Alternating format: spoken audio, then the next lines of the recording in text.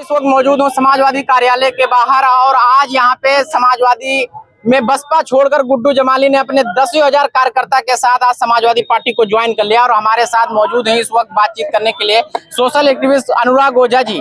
क्या कहना चाहेंगे अनुराग ओझा जी, कैसा माहौल देख रहे हैं 24 का, आपको क्या लग रहा है?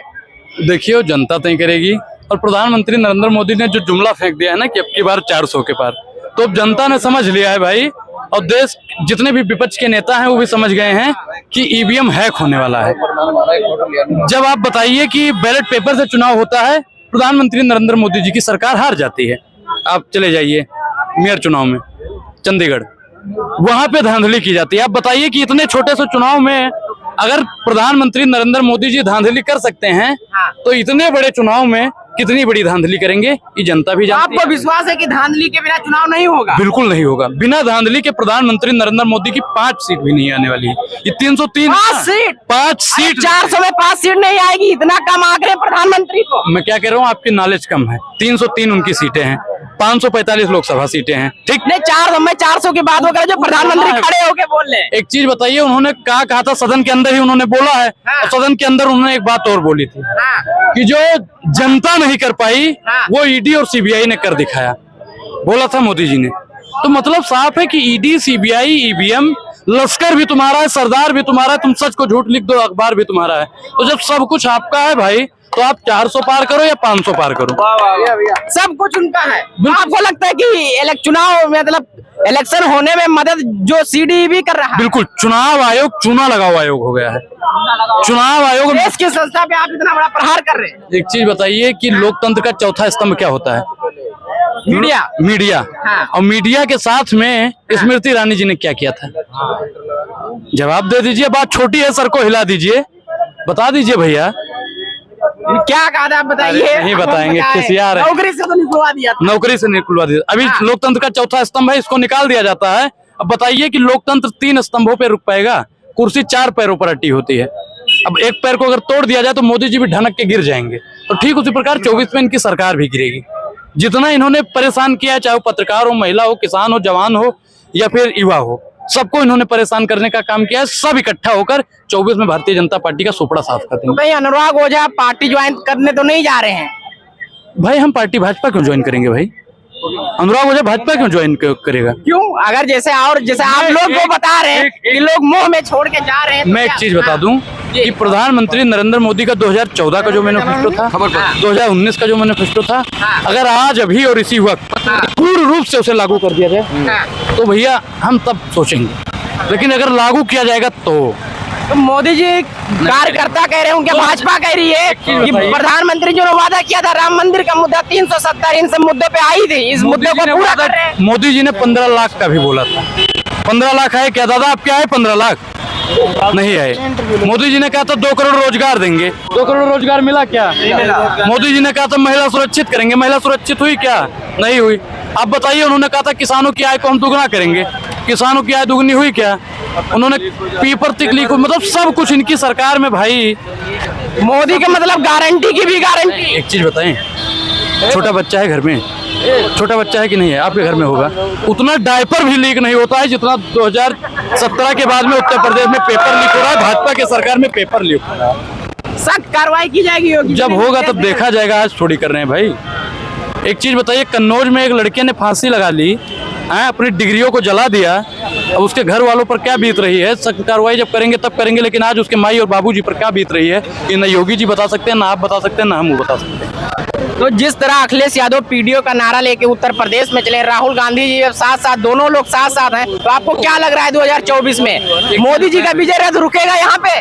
विजय रथ को तो रोक दिया है यहीं पे भाई। राहुल गांधी जी, अखिलेश यादव जी और तेजस्वी जी, ये 3 युवा हैं और एक के ऊपर 3 तबबाजी तबला धीम धीम, समझ रहे हैं ना? तो भाजपा का तबला बजने का समय आ गया है। अच्छा, अनुराग ओझा इतना बीजेपी से खार खाए क्यों है? क्यों हर समय अनुराग ओझा को मोदी जी का विकास नहीं दिख रहा है? $1 ट्रिलियन का मुझे देश का विनाश दिख रहा है, विकास नहीं दिख रहा। आप बताइए, विकास के चक्कर में इस देश में महंगाई पैदा हो गई, बेरोजगारी पैदा हो गई, मंदी पैदा हो गई, जीएसटी पैदा हो गई, बेरोजगारी पैदा हो गई, भूखमरी पैदा हो गई। टैक्स पैदा हो गया, लेकिन विकास पैदा नहीं होता है। विकास को पैदा करने के चक्कर में मोदी जी ने पता नहीं किस किस को पैदा कर दिया। मोदी जी ने कहा है हमारे तीसरे टर्म में हम बहुत बड़े बड़े फैसले लेने जा रहे हैं। आप तीसरी बार चाय गर्म करके पीजिएगा ना साहब, जहर बन जाती है, मत पिया करिए। तो तीसरी बार सरकार नहीं आएगी। हम लोग पूर्वांचल से हैं, वहाँ पे एक कहावत कहा जाता है कि पहली गलती माफ, दूसरी बर्दाश्त, तीसरी में बर्खास्त। तो तीसरे में भारतीय जनता पार्टी का सुपड़ा साफ हो गया। आप सुपड़ा साफ करने की बात कर रहे हैं, लेकिन अभी समाजवादी के कुछ नेता जो क्रॉस वोटिंग करते देखे गए, तो नारायण बड़े बड़े नेता तो छोड़ के बीजेपी में जा रहे हैं। देखिए, जिनका जमीर बिक गया है ना, वो भाजपा में चले जाएंगे। जिनका जमीर जिंदा है, वो इस देश को बचाने के लिए सदैव खड़े रहेंगे। तो एक तरफ देश को बचाने की, एक देश हाँ, एक देश बेच रहा है, एक देश बचा रहा है। तय आपको करना है कि आप देश बचाने वाले के साथ में है, बेचने वाले के साथ में है। हम तो भैया बचाने वाले के साथ। मोदी जी देश बेच रहे हैं? नहीं बेच रहे हैं। $5 ट्रिलियन का इकोनॉमी का लक्ष्य रखे मोदी जी, कहाँ बेच रहे हैं बताइए? अच्छा, एक चीज तीसरे बताइए टर्म में भाई, पूरा कर लेंगे, देश बर्बाद कर दिया। पूरा करेंगे। और कहा बोला था कि 2022 तक सब कुछ चंगा हो जाएगा, सबका पक्का मकान मिल जाएगा, किसानों का आय दुगना हो जाएगा, सब कुछ हो जाएगा, उन्होंने कहा था। और आज बताइए कि ना किसानों की आय दुगनी हुई है, ना सबको पक्का मकान मिला है, गांव में अभी भी रोडें नहीं हैं। तो भाई विकास नहीं, इस देश को विनाशकारी प्रधानमंत्री बना है, मिला है, और ये विनाश करके ही मानेगा। मोदी जी का आपको विकास से आप खुश नहीं, बताइए भाई। विकास आप गिनवाइए, 5 विकास जो देश हित में हुआ हो। अनुराग ओझा युवा, सबका साथ सबका विकास, एक्सप्रेस हाईवे निर्माण हो रहा है। एक चीज बताइए कि गाड़ी खरीदते हैं तब भी टैक्स, ठीक, पेट्रोल भराया फिर भी टैक्स, रोड पे चल रहे हैं टोल टैक्स। एक रोड पे चलने के लिए इतना टैक्स दे रहे हैं, और आप बता रहे हैं कि टैक्स मोदी जी अपने पैसों का बना रहे हैं, नितिन गडकरी जी अपने पैसों का बना रहे हैं।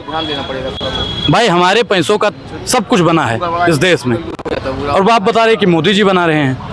क्या भाई, मतलब टैक्स नहीं लेंगे तो विकास कैसे करेंगे मोदी जी? एक चीज बताइए कि हर चीज पे टैक्स लेते हैं। आप सुबह उठते हैं, मंजन करते हैं, वहां से टैक्स शुरू होता है, और रात में सोते हैं लाइट जला के, वहां तक टैक्स आपको देना पड़ता है। हर चीज में टैक्स है, और फिर भी इस देश का विकास नहीं हो रहा है। मुझे महंगाई से ज्यादा दिक्कत नहीं है भाई, लेकिन इस देश की विकास की पहिया को रोक दिया गया है, मुझे इस बात से दिक्कत है। विकास का पहिया रुक गया, बिल्कुल रुक गया। 2014 के बाद में डोला ही नहीं। जिस तरह आजकल एक ईवीएम पे, आप दिल्ली में अक्सर रहते हैं, दिल्ली में ईवीएम को लेकर बहुत बड़ा आंदोलन भी चल रहा है, तो ईवीएम के ऊपर अनुराग ओझा क्या सोच रहे हैं? क्या ईवीएम में धांधली अनुराग ओझा मानते हैं? ईवीएम हटाओ, देश बचाओ, देश का होगा बेड़ा पार। अंग्रेजों से ज्यादा किए भाजपा ने अत्याचार।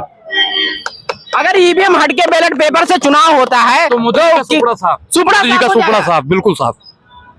अगर बैलेट ईवीएम से चुनाव करवाते हैं तो अनुराग ओझा अगर जिसका बटन दबाता है उसका स्लिप निकलना चाहिए, स्लिप निकलना चाहिए भाई, पता चल जाए कि हमने वोट किसको दिया है।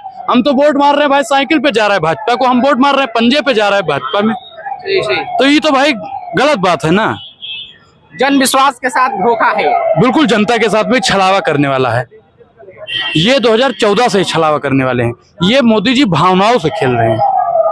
कैसे भावनाओं से खेला जाए, प्रधानमंत्री नरेंद्र मोदी जी जानते हैं, और इस देश को जितना बर्बाद करने का काम भाजपा ने किया है, उतना इस देश की मीडिया ने किया है। मीडिया को बराबर आप मान? बिल्कुल, क्योंकि मीडिया अगर 2014 से सवाल पूछना शुरू कर देती तो इस देश में 2014 के बाद में भाजपा आती ही नहीं, और देश सोने की चिड़िया बन जाता। देश को सोने की चिड़िया बनने से रोकने में सबसे अहम भूमिका आपकी भी है। लास्ट एक अंतिम सवाल अनुराग ओझा जी, 2024 में एक तरफ जहां इंडिया यानी मोदी जी हैं और इंडिया अलायंस है, कितनी सीटों पे आप देख रहे हैं इंडिया अलायंस को? जुड़ेगा भारत, जीतेगा इंडिया, 300 पार। अब की बार इंडिया अलायंस की सरकार 300 पार। 300 पार।